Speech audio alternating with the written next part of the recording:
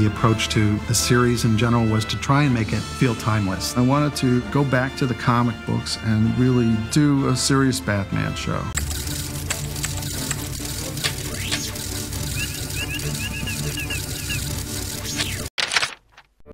Allow me to break the ice.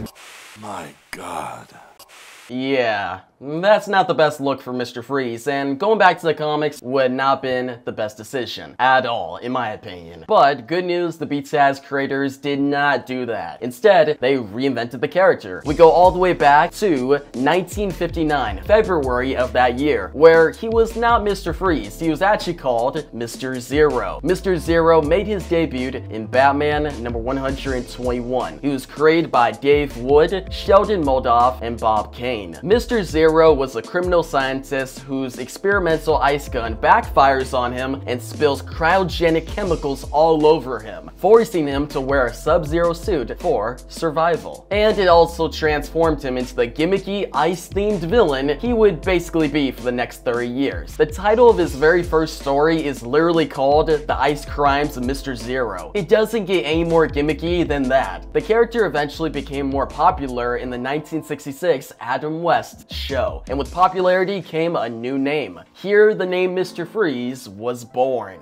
Mr. Freeze made his debut in February of 1966 in the episode Instant Freeze. Freeze would return for 5 more episodes throughout the entire show, titled Rats Like Cheese, Green Ice, Deep Freeze, Icy Spy, and hear this, Icy Spy Part 2, The Duo Defy. These episodes would center around Dr. Art Scheibel. Yeah, but the name Victor Freeze was nowhere to be found yet. It would actually not even show up until 25 years later, but we'll get to that soon. Instead, Dr. Scheibel was Mr. Freeze, and he was played by 3 different actors across 2 seasons of Batman 66. These actors were George Sanders, Otto Preminger, and Eli Wallach. These actors still played a gimmicky villain though, one with no compelling backstory, just ice puns and ice crimes.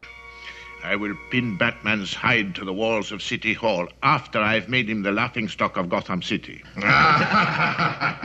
This gimmicky era of the character continued in the Batman-Superman Hour, a Filmation program on CBS. Mr. Freeze would obviously show up in the Adventures of Batman side of the hour from 1968 to 1969. His real name was unknown here, but man, he was more gimmicky than ever before. He was voiced by Ted Knight, and he ran like a Scooby-Doo villain. He appeared in episodes titled The Cool, Cruel Mr. Freeze, Freeze's Frozen Vikings, he swipes the ice, goes to the cooler, cool, cruel Christmas caper.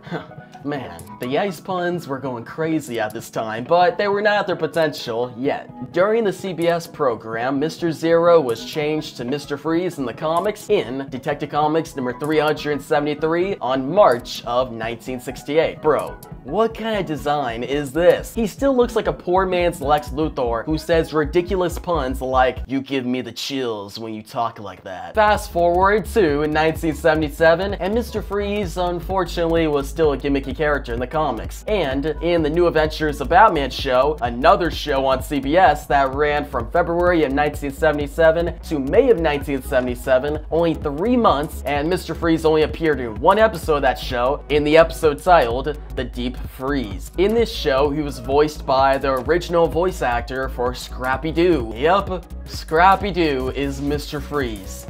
Wild. Mr. Freeze was a joke character from 1959 all the way to 1992. That's 33 years of good old ice puns and Scooby cartoon runs, and don't worry, if you do end up missing this version of the character, I don't know why you would, but if you do, he does eventually return. But in 1992, a new era of Mr. Freeze began. Voiced by Michael Ansara, the ice-themed villain was back. But this time, he had an awesome new design, created by Mike Mignola. See, Bruce Timm requested for some Mr. Freeze concept art from Mike Mignola, the man who was known at the time for his DC work on Cosmic Odyssey with Jim Starlin, his cover art for famous Batman stories such as Death in the Family and Dark Knight, Dark City. But most notably, he was known for for his Elseworld one-shot Gotham by Gaslight with Brian Augustine. The Mr. Freeze concept art that we're looking at was made during Mike Mignola's work-for-hire part of his career, which was 2 years before Hellboy made his debut in 1994. After Bruce Timm saw the concept art, he went on over to Paul Dini, they looked at it, and they went on to make a complete overhaul of Mr. Freeze's character in Batman the Animated Series. A new revitalized Mr. Freeze made his debut in September 7th of 1992 in the Beats Ass episode Heart of Ice, a phenomenal episode that won an Emmy Award for Outstanding Writing in an Animated Program. No longer was Mr. Freeze a gimmicky joke villain. He was now Dr. Victor Freeze, a scientist who turns to crime to find a cure for his cryogenically frozen, terminally ill wife, Nora. See, Victor Freeze, he was not hanging out with his wife Nora on Valentine's Day. Instead, he was devising a plan to save her. So maybe they could eventually spend the next holiday together. Now, if you're wondering when the comics changed Mr. Freeze's character to fit with the Beats Ass version, well, this is what I discovered. After changing from Mr. Zero to Mr. Freeze in 1968, Mr. Freeze would go on to appear as a gimmick ice villain for many years. He eventually died, or more specifically, was iced by the clown prince of crime, the Joker, in October of 1991 in the comic titled Robin 2 Joker's Wild #1. Mr. Freeze would obviously return in a new, revitalized way after the Heart of Ice episode. He would return in January of 1994 in the Nightfall saga, specifically Night Quest: The Search. He would appear in Detective Comics number 670 and face off against John Paul Valley Batman. From here, every writer would mimic the origin of Mr. Freeze from Batman the Animated Series. But in my opinion, no comic has matched the quality of storytelling that is in Heart of Ice. Paul Dini writes Mr. Freeze as a human, relatable character with a new name, Victor Freeze. Victor Freeze loses all control after his project to save his wife is destroyed by a heartless executive named Francis Boyle. But this was not the only tragedy. Victor also gets hit into chemicals and his body composition is changed in a way that demands him to always be in sub-zero temperatures, hence why he goes in a cryogenic suit. Mr. Freeze becomes a new man, a new villain, a man with two objectives now: save his wife and get vengeance on those who have wronged him, specifically Francis Boyle. Now guys, seeing Batman, whose war on crime is led by vengeance, go up against a scientist who is guided by vengeance is so compelling. Mr. Freeze will eventually return in Beats Ass again in the 1993 episode titled Deep Freeze. Now, really cool side note, this episode has a dope Batmite Easter egg when the dynamic duo visits Carl Rossum. Greetings, dynamic duo. I'm your biggest fan.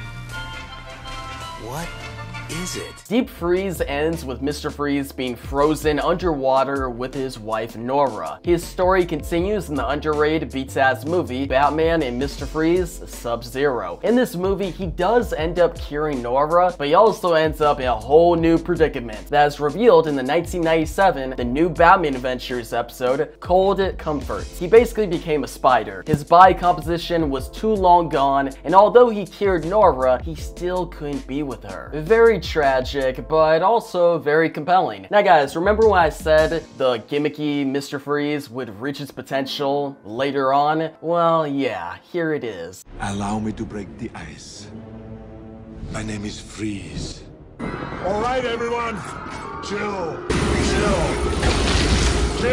If only temporarily and in only one movie, but I think we're all happy, or most of us are happy, that the gimmicky Mr. Freeze is long gone. The DCAU Mr. Freeze will eventually meet his end in 1999 in the Batman Beyond episode Meltdown. Overall, the revitalized version of Mr. Freeze in Beats Ass is iconic and usually considered the greatest revision of a Batman villain. But I think this title can be challenged by another Batman villain, and what better challenger than Clayface?